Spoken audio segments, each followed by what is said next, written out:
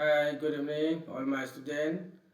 ꯑꯩꯈꯣꯏꯒꯤ ꯂꯥꯏꯚ ꯀ꯭ꯂꯥꯁꯀꯤ WhatsApp ꯒ꯭ꯔꯨꯞꯇ ꯖꯣꯏꯟ ꯇꯧꯔꯤꯕ ꯑꯅꯧꯕ ꯁ꯭ꯇꯨꯗꯦꯟꯠꯁꯤꯡꯗ ꯑꯩꯅ ꯈꯪꯍꯟꯅꯤꯡꯉꯤꯗꯤ ꯃꯔꯨꯑꯣꯏꯅ ꯑꯩꯈꯣꯏꯒꯤ ꯍꯧꯖꯤꯛ ꯂꯥꯏꯚ ꯀ꯭ꯂꯥꯁ ꯌꯥꯎꯅꯕꯒꯤꯗꯃꯛꯇ ꯖꯣꯏꯟ ꯇꯧꯔꯤꯕ ꯁ꯭ꯇꯨꯗꯦꯟꯠꯁꯤꯡꯒꯤ ꯃꯔꯛꯇꯒꯤ ꯇꯣꯉꯥꯟ ꯇꯣꯉꯥꯟꯕ ꯁ꯭ꯇꯨꯗꯦꯟꯠ ꯃꯌꯥꯝ ꯌꯥꯎꯔꯤ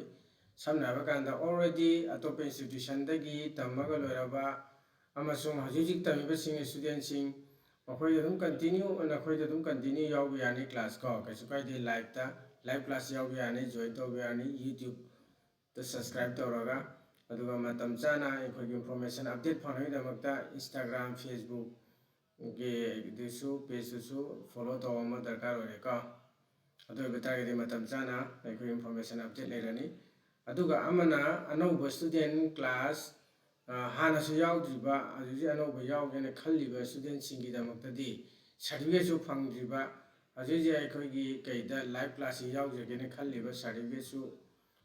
ꯄꯥꯝꯕ ꯁ꯭ꯇꯨꯗꯦꯟꯠꯁꯤꯡꯒꯤꯗꯤ ꯉꯁꯥꯏꯒꯤ ꯀꯟꯇꯤꯅ꯭ꯌꯨ ꯒꯣꯔꯃꯦꯟꯠ ꯑꯣꯐ ꯏꯟꯗꯤꯌꯥꯒꯤ ꯃꯥꯒꯤ ꯄ꯭ꯔꯣꯁꯦꯁꯀꯤ ꯃꯇꯨꯡ ꯏꯟꯅ ꯔꯦꯖꯤꯁꯇ꯭ꯔꯦꯁꯟ ꯇꯧꯕ ꯑꯃ ꯆꯪꯉꯤꯀꯣ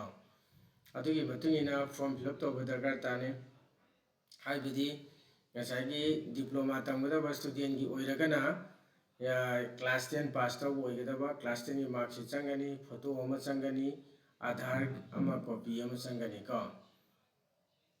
अदुगा स्टूडेंट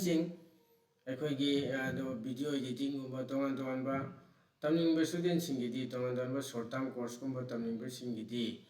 मसा स्किल्स की क्लास 10 पास तौब स्टूडेंट तब यागनी खंगनी ओके।